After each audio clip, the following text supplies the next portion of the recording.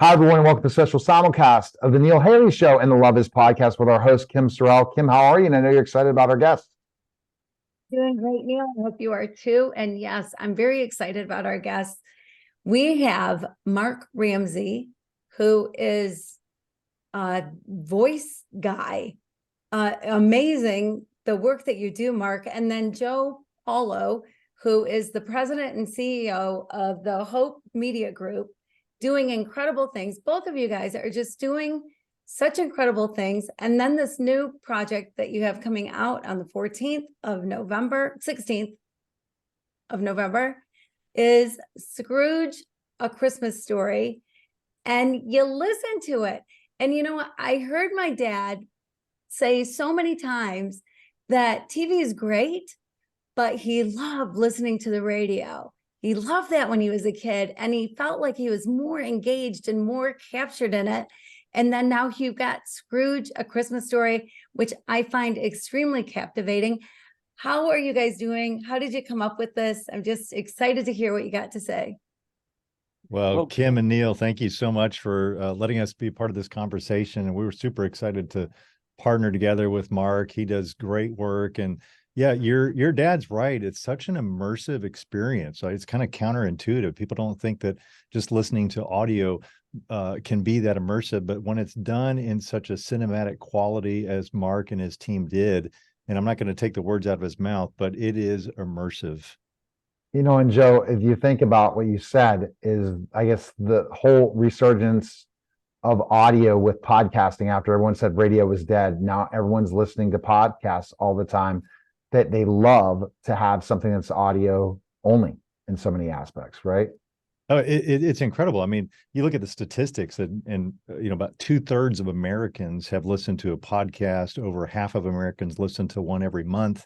So it is a common experience that people are having. But what's uncommon is this Scrooge, A Christmas Carol podcast, because it's done in such a fresh way. And Mark and his team just knocked it out of the ballpark. So we're excited to present it.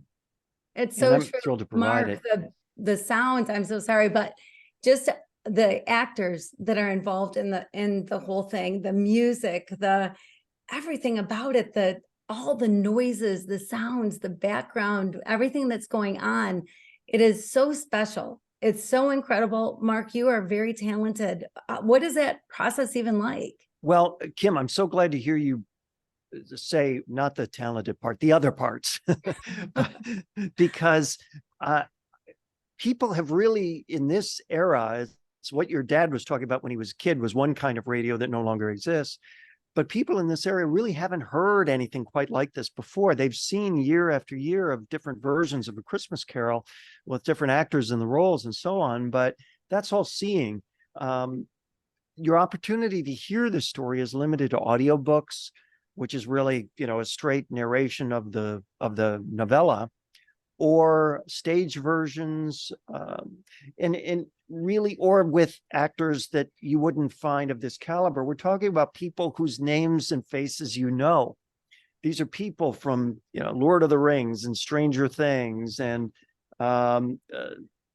many shows and films that are familiar to people, and bringing all this together in this experience, trying to make it alive for today's tastes and today's ears. That was a real challenge, and we really tried to rise to the occasion. So I'm glad that resonates with you. Now, how hard is that to produce something like that, to make sure, put it all together into one with all those amazing talents to really for it to come alive like this? It's very hard. It takes a lot of time, and it takes a lot of effort, and it takes a lot of people. I mean, we had probably, 20 actors in this, including many of these familiar faces and names, like Sean Astin and John from Lord of the Rings and Stranger Things, and John Rhys Davies from Indiana Jones, and Bethany Joy Lenz from One Tree Hill, and Clive Standen from Vikings and The Morning Show. And it was really an amazing cast.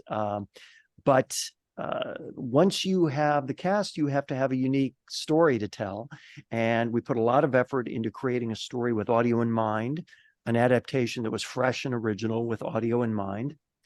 And then we spared no effort to design the sound so that it popped, so that it sounded cinematic, so that it really sounded like a movie would sound. It just happened not to have pictures.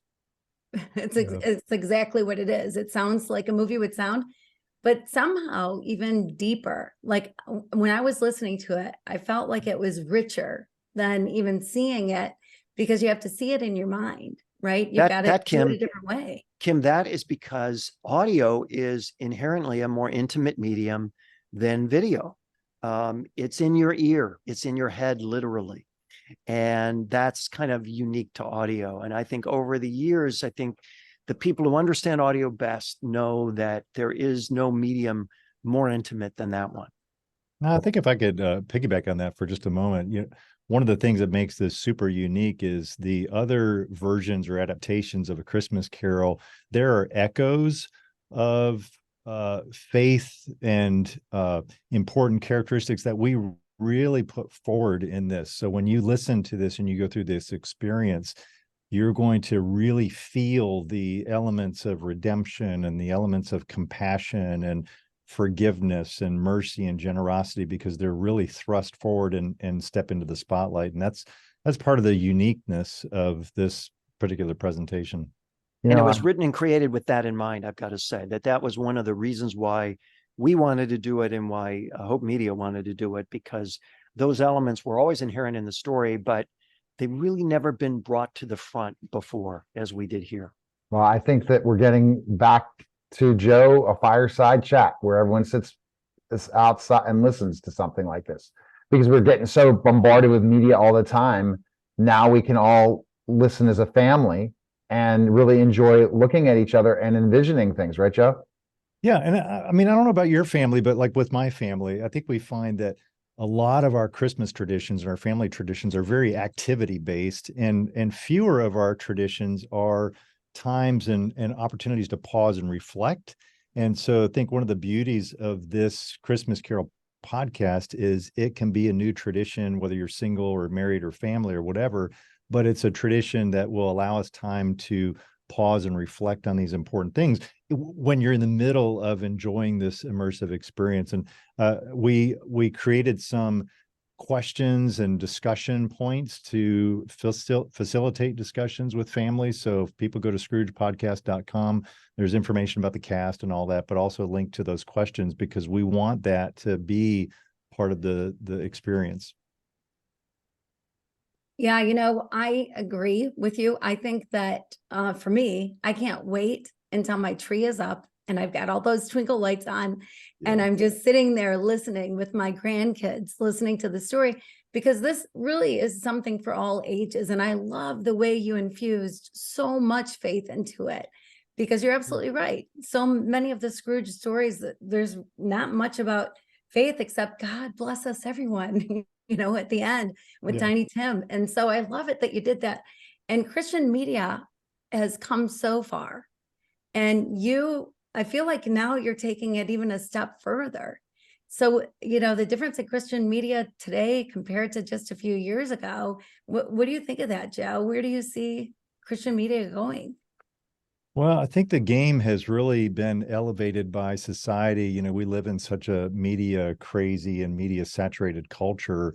And the great thing about with Christian media and faith focused media is it's forced us to really elevate our quality. And so with Hope Media Group in particular, we wanted to partner with Mark because we knew that this Scrooge Christmas Carol podcast was going to not be something that someone says, oh, that's great for, a Christian presentation or whatever. This is first class in every sense of the word, from the sound design to the actors that were used to the discussion questions. So we feel really compelled to do that kind of quality that is second to none. And I think we need to see more of that.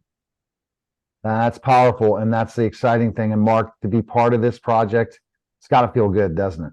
The final product and everything. It feels awesome.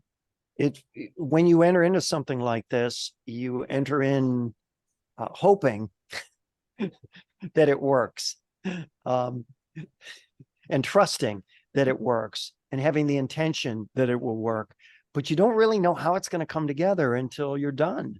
And we spent hours writing it. We spent hours conceptualizing it before it was written. We spent many hours in the studio. We spent hours and multiple versions of each episode until the audio was just right. So it was it's like a fine dish that a chef makes, and it has to be just perfect before it goes out. And that's what we tried to do here. So we couldn't be happier about how it's turned out, and also really delighted with the reception that Hope Media has had and that everyone who's listened to it has had.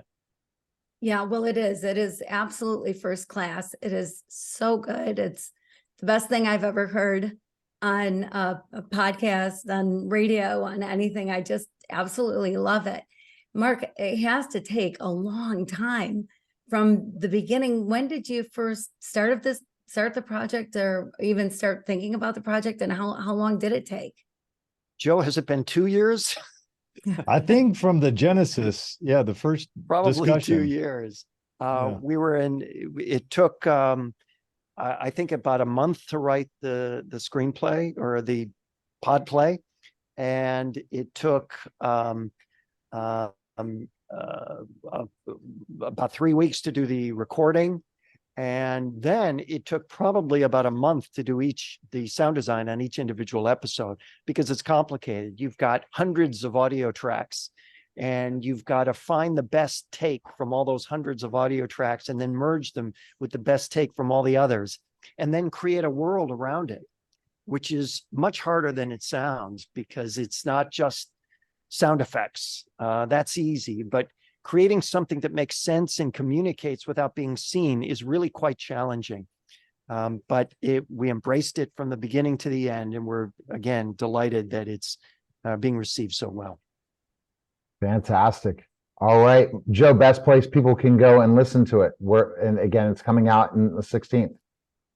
Yeah, it's available anywhere podcasts are available. And of course, people can also go to scroogepodcast.com to get more information about the cast and links to those questions.